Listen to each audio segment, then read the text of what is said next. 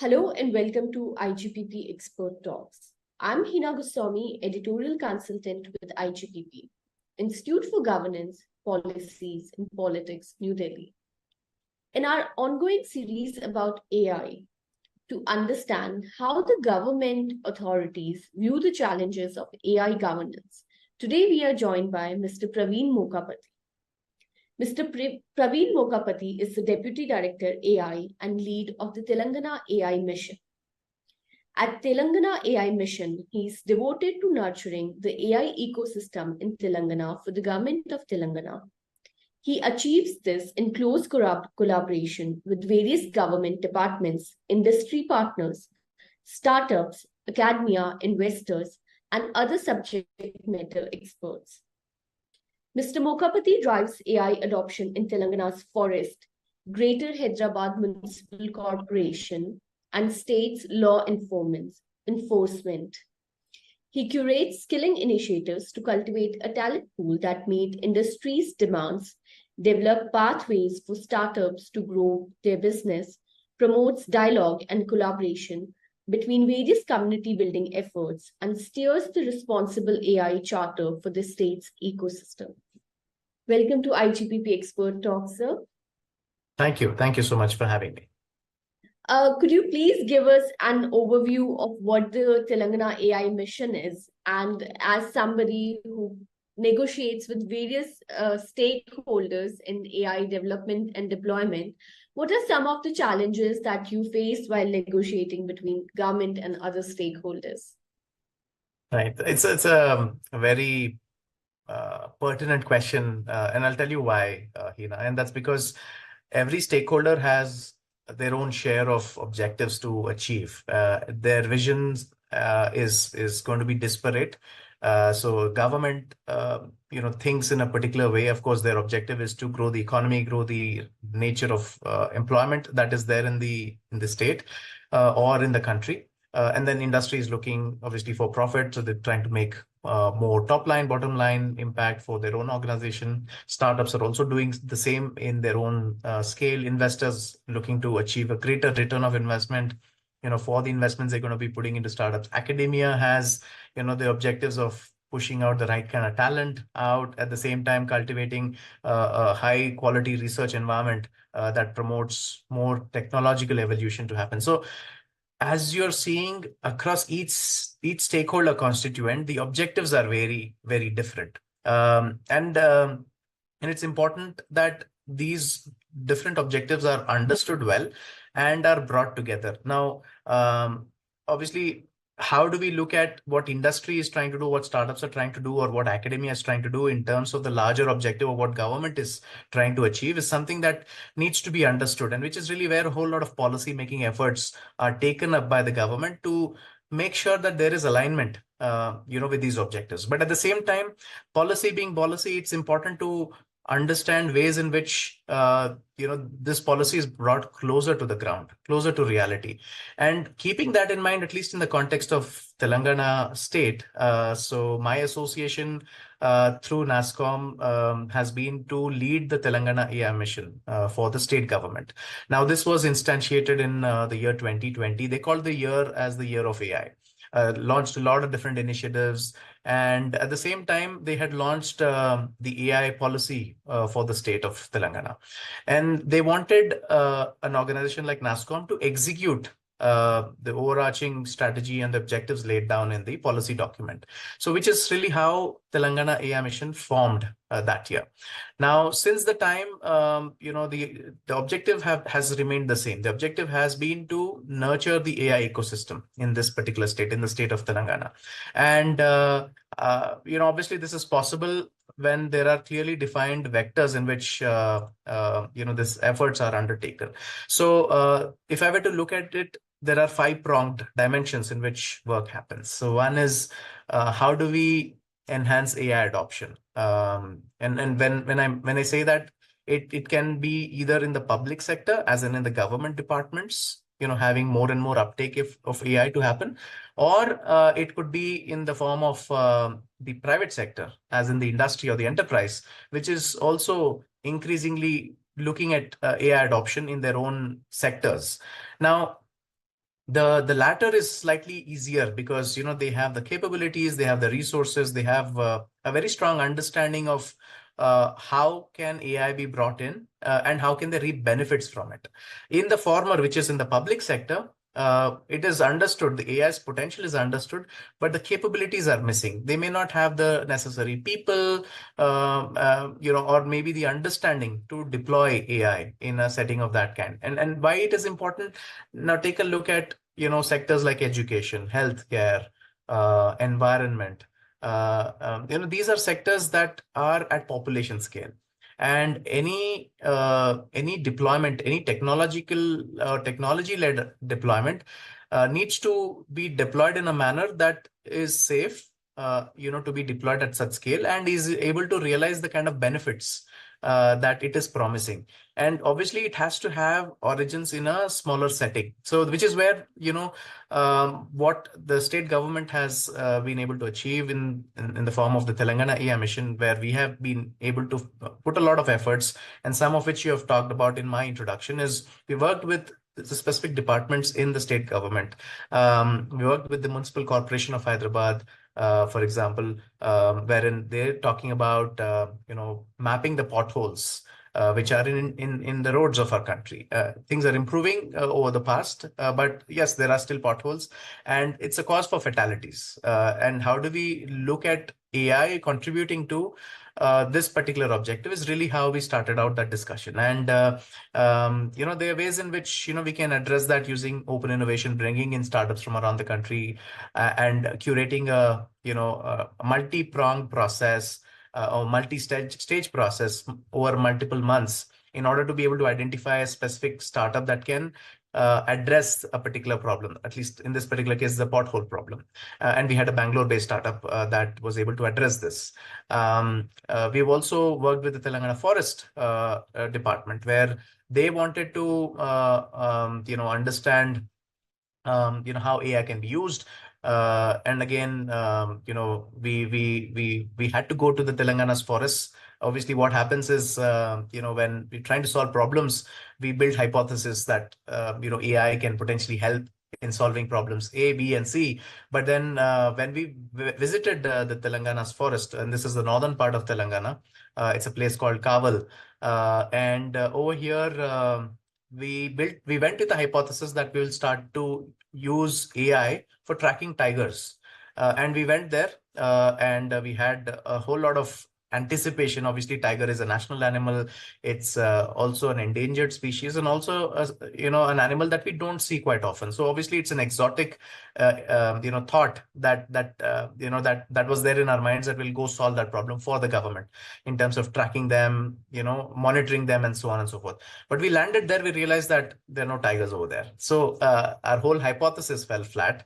But then what we did was we spent time with the forest officials, trying to understand what they are doing, how are they monitoring or safeguarding our forests, and then what sort of data exists for them to take decisions. And by doing so, we understood there was a completely different use case that existed, which is to sort of identify the various kinds of species that are there in that particular forest reserve, and more importantly, map their density and their locations at different points in time. And that essentially is a spatio-temporal analysis, if I were to, talk in from technical terms.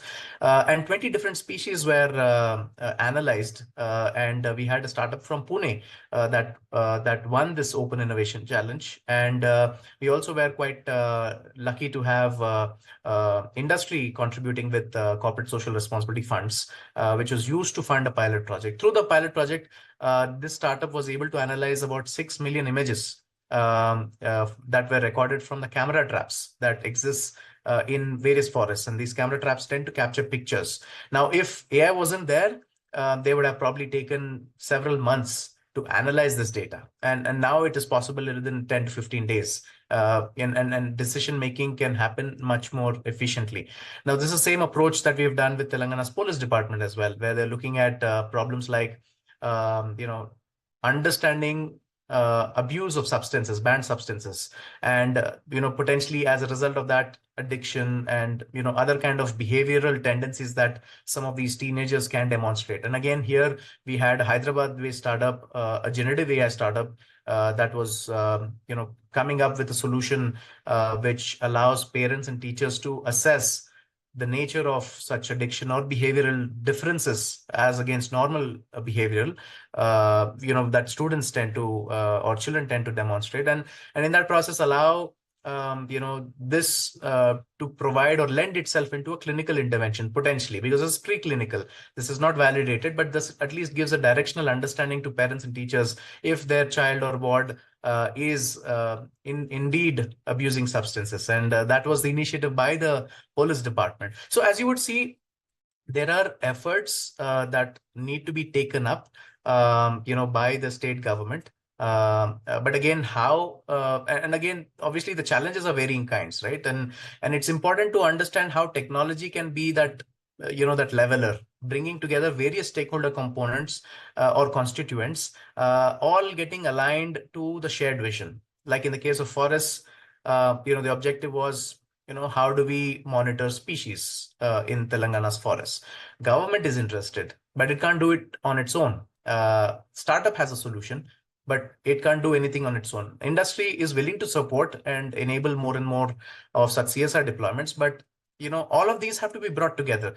And governments, tend to face these kind of challenges, right? And the whole idea is to sort of bring these together in the form of Telangana Mission, was that particular institution of sorts that got set up to tackle these challenges or this disparateness of objectives that exist between or among these constituents. But that's just again on AI adoption, right? Now, if I will to look at also what we are doing in the context of startups, the Telangana mission is supporting 142 plus startups. And the government's objective is to nurture these startups and help them grow in scale.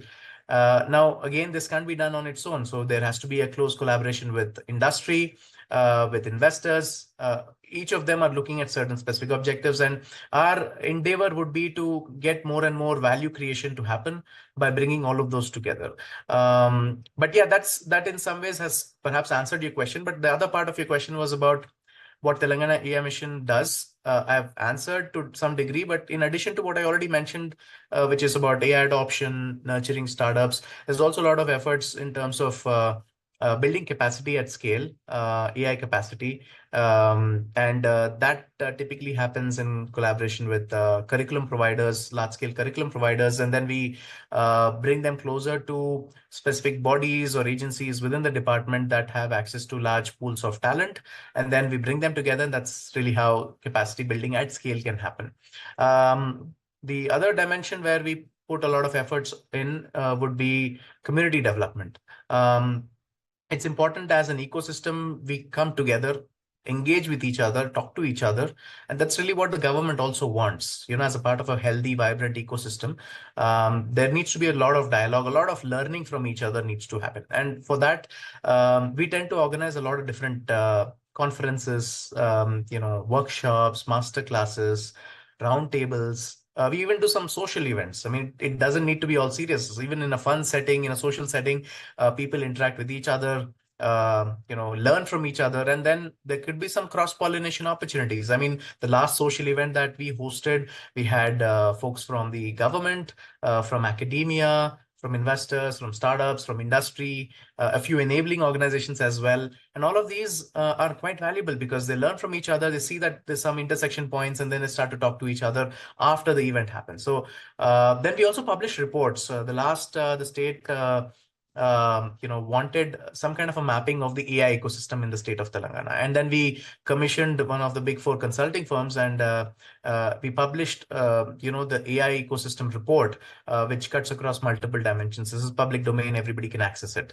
The last part is really to focus on responsible AI. Now, while we are, focused on pushing, the limits when it comes to AI, it's also very important that all the stakeholders that are advancing AI and its adoption are doing so in a very mindful manner. And that's the bit about responsibility. There are a lot of different initiatives on that as well that we drive. So I hope that answered your question.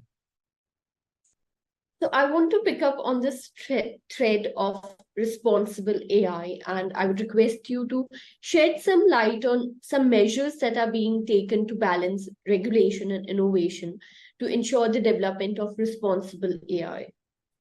Right. So it's a highly debatable subject, but again, it's important that AI advancements or developments happen, innovation happens, but then regulation should not inhibit it. That's critical and that's important.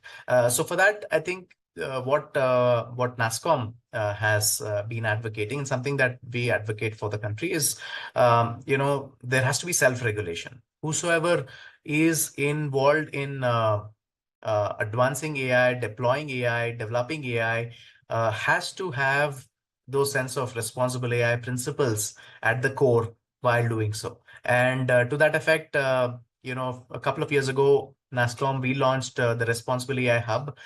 It consists of a lot of different, artifacts such as toolkits.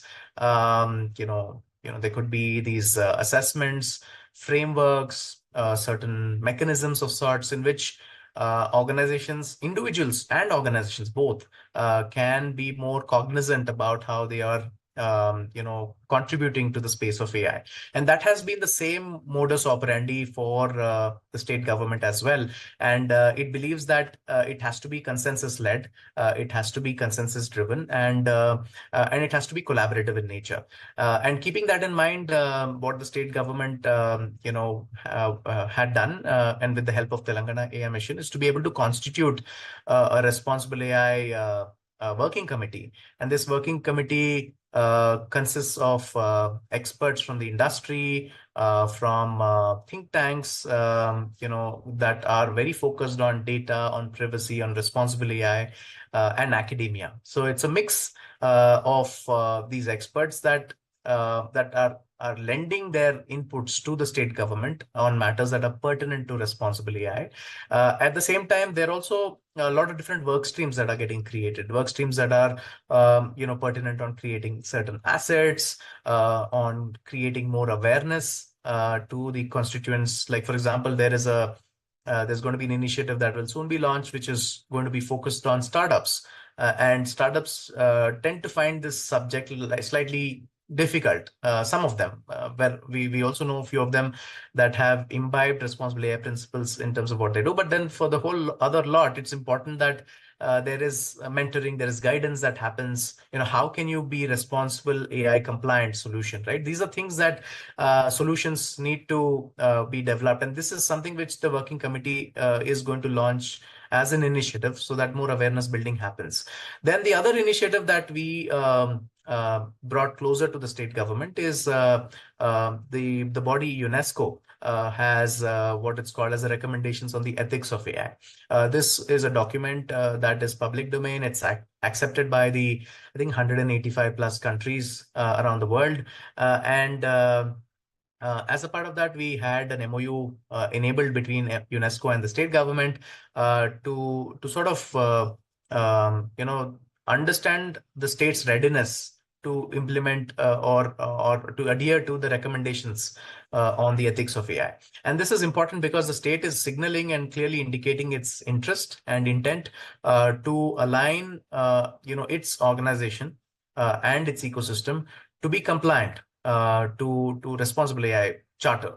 And I think these are initiatives, as you will see, that are from the state government, and also those that are very important in order to have innovation that is not going overboard, but there's a healthy dose of self-regulation that is ensuring that innovation is happening for the good and happening for the public good. The other broader initiative, if I were to call it that, I just remembered this, is, in the context of responsible AI, there is also a whole lot of AI for social good that needs to be accounted for. I mean, it's just so important that when we are living in a society and there's so many other problems that are around us, how can AI solve those social problems? And to that effect, all the different initiatives that I mentioned earlier initiatives such as AI adoption in the forest department, or by the municipal corporation, or by the Telangana police department.